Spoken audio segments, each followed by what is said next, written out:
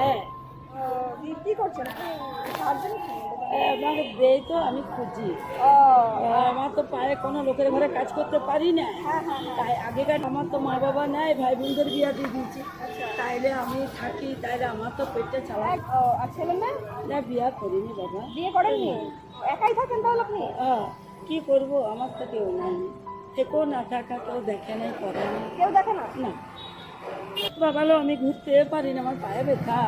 আমার 80 টাকা 100 টাকা হয়ে যায়, 40 টাকা ভাড়া যায়, 60 টাকা বেশি দাম লয়, 150 টাকার মতো। ওইখানে 5 টাকাতে দেখলাম খুব সুন্দর চাদরগুলো, আমার তো পয়সা নেই।